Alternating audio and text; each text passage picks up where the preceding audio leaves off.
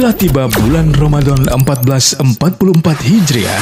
Barang siapa yang berpuasa Ramadan karena keimanan dan mengharapkan pahala dari Allah Subhanahu wa Ta'ala, niscaya akan diampuni dosa-dosanya yang telah lalu. Hadis riwayat Bukhari.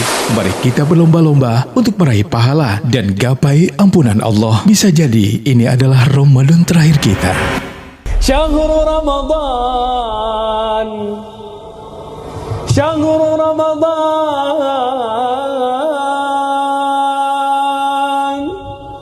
Ramadan alladhi unzila fihi al-Quran, Al-Quran hudan